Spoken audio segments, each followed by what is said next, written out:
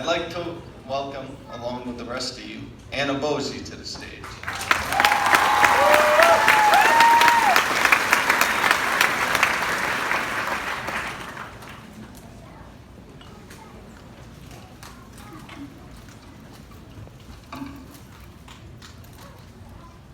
I didn't want to write a speech.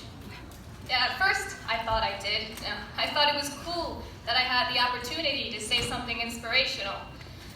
But when I tried to write something, I kept thinking, you've heard it all in one form or another. Work hard, believe in yourself, follow your dreams, and it's all generally the same. Also, I don't have any profound stories to tell, and a high average didn't give me any, nor does it mean that I had any to begin with. I'm standing here because every day after school, I would do some extracurriculars, go home, do my homework, and go to bed without worrying about much else. My life has been fairly straightforward. But I can bet that there are people sitting here with me today who do have something to say. We never hear their stories because a GPA only measures a specific type of intelligence. There are people sitting here who put in the same amount of effort and time and work that I did, but weren't what the school was looking for. There are people sitting here who are intelligent in ways I could never be, but their qualities didn't translate into the numbers needed to match the criteria to stand up here.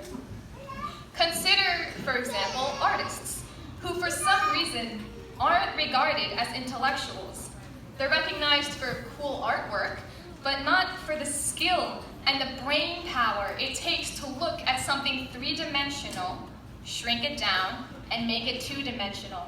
Or for the brain power it takes to put an emotion into a color. You don't put a number on that. But to me, it seems that an artist is equally, if not more intelligent than whatever I am. I've come to realize that most people who end up on top didn't have to work extra hard to get there. I never had a job in high school because I didn't need one. So I went home every day with over 5 hours to do homework and still got 8 hours of sleep. I didn't worry about money or younger siblings or getting dinner on the table like some of my peers did. I guess I studied a lot, but that's only because I had nothing else on my plate. I have heard of kids who experienced sleepless night after sleepless night studying for hours after getting home at 9. I've seen kids engage in every extracurricular activity possible and be elected president of all of them. I've watched kids struggle and fight to make it through that one class, and it still wouldn't be enough.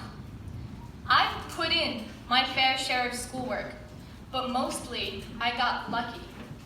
I was put in the exact place at the exact time, and certain things happened to line up to my advantage. I can't speak for the other 5 honor grads, but I wouldn't be standing here if I wasn't a little bit spoiled. And I think a real, effective speech should be written by someone who's not.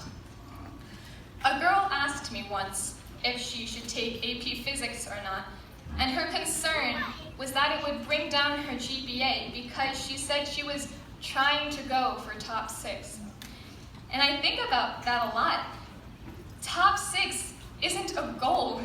It's not a benchmark. It's a nice recognition, but how far does that take you? If you can reach it by not challenging yourself in every way possible and taking a few shortcuts, how much is that worth? Take a hard class, because what you learn in that class is worth so much more than a number at the end of the year. Success will never be measured by a number. Not by your GPA, not by your weight, not by your salary. Recognize the progress you make on an individual level, because anything above that is out of your control. Do everything you can do, even when you know it won't be enough, because what you do for yourself lasts so much longer than what you do for an acknowledgement. Tell your own story, not someone else's. Thank you and congratulations.